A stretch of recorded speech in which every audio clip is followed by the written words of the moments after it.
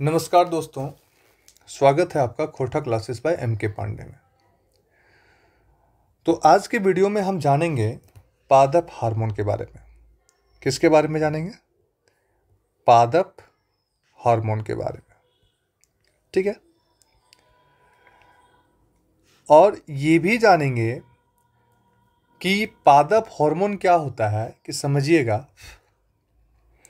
जो पादप हार्मोन है, यानी कि हम लोग किसके बारे में जानेंगे यहाँ पे? पादप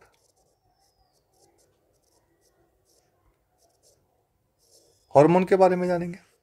ठीक है, जो पादप हार्मोन होता है, ये क्या होता है कि आपका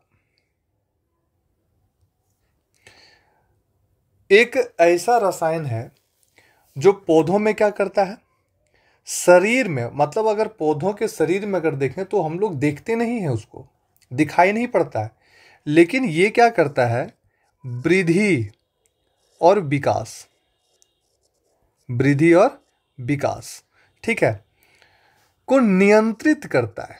समझिएगा, क्या करता है? नियंत्रित करता है। क्या करता है? नियंत्रित करता है।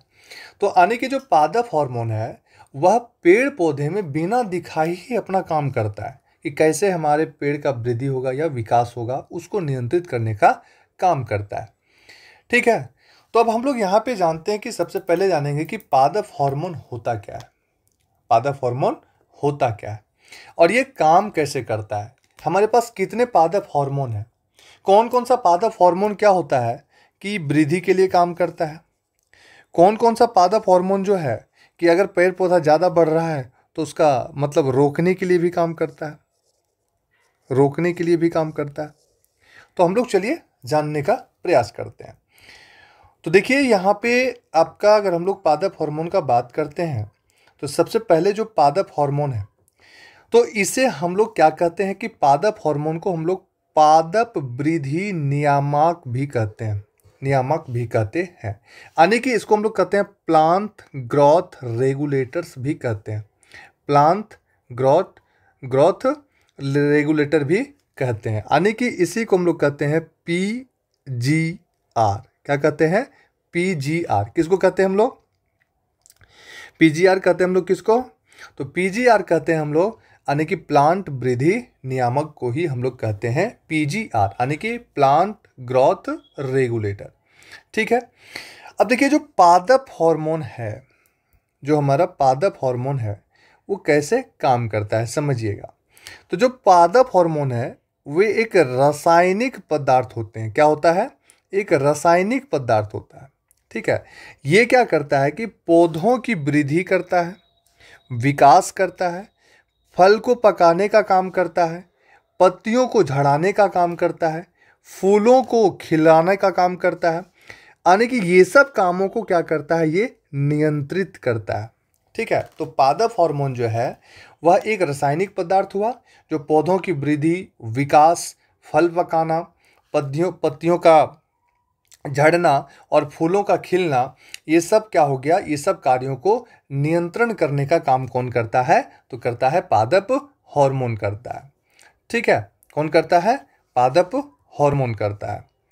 चलिए, अब देखिए जो पादप हार्मोन है वो मुख्यतः 5 प्रकार का होता है। कितने प्रकार का होगा? 5 प्रकार का होगा। ठीक है, पादप हार्मोन जो है वो मुख्यतः कितने प्रकार का होगा?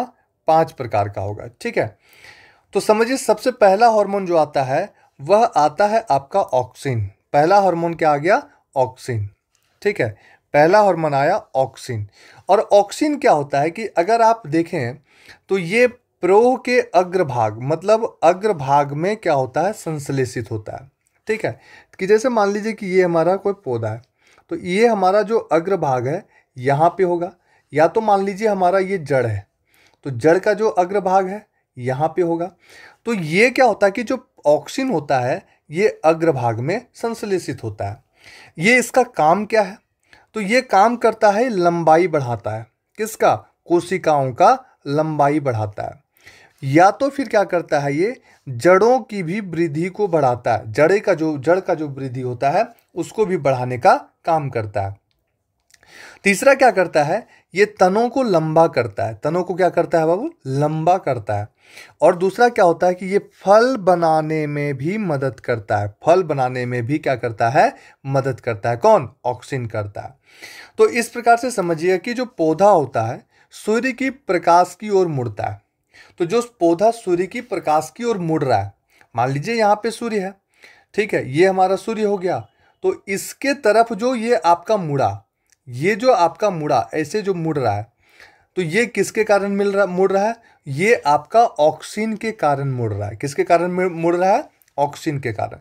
तो पौधा जो होता है सूर्य की प्रकाश की ओर मुड़ने का काम किसके द्वारा करता है? ऑक्सीन के कारण करता है। ठीक है। दूसरा आता है जिबरेलिन। जिबेरेलिन है ना, जिबेरेलिन क्या करता है? तो ये बीजों के अंकुरन में सहायता प्रदान करता है ना, बीजों के अंकुरन में सहायक होता है। दूसरा ये तने की वृद्धि करता है। तने की वृद्धि कैसा करेगा? तो ये मोटाई में तने का वृद्धि करेगा, मोटाई में बढ़ेगा। कैसे बढ़ेगा? मोटाई में। ये फूलों या व फलों के बनने में भी मदद करता है। तो ये देखिए फल बनने में भी मदद करता है कौन? ऑक्सीन।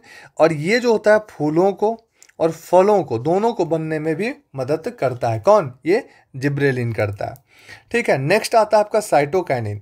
अब देखिए यहाँ पे साइटो और काइनिन। साइटो का मतलब होता है सेल। क्या होता है? सेल। और काइनिन का मतलब होता है डिवीजन। ठीक है, सेल डिवीजन। ठीक है, सेल डिवीजन आने की कह सकते हैं कि जो कोशिका का विभाजन होता है, कोशिका के विभाजन को क्या करता है? ये बढ़ावा देता है। कोशिका के विभाजन को बढ़ावा देता है। दूसरा पत्तियों को हरा बनाए रखता है। कौन? साइटोकाइनिन जो होता है पत्तियों को क्या करता है? हरा बनाए रखता है। ये और तीसरा क्या होता है कि पौधे के पुराने अंगों जो होता है उसको भी सक्रिय बनाए रखता है। कौन? साइटोकाइनिन। तो पौधों के पुराने अंगों को सक्रिय बनाए कौन रखता है? साइटोकाइनिन। नेक्स्ट जो आपका आता है एब्सिसिक अम्ल। एब्सिसिक अम्ल जो होता है, एब्सिसिक अम्ल जो होता है ये आपका, इसको हम लोग एब्सिसिक अम्ल को हम लोग प्रतिरोधक हार्मोन भी कहते हैं। क्या कहते हैं? प्रतिरोधक हार्मोन भी कहा जाता है। ये क्या काम करता है? तो ये आपका बीजों को सुप्तावस्था से, बीजों को सुप्तावस्था से, है ना, सुप्तावस्था में बनाए रखने का काम करता है, बनाए रखता है। सुप्तावस्था में क्या करता है? बनाए रखने का काम करता है। और क्या? सूखे जैसी स्थिति में भी पौधों को बचाने में मदद करता है। कौन? Abscisic acid. ठीक है। अगर एब्सिसिक एसिड है, मतलब एब्सिसिक अम्ल जो है, तो ये क्या करता है कि पौधे को बचाने में भी मदद करता है। सूखे जैसी स्थिति में भी क्या करता है? पौधों को बचाने में मदद करता है।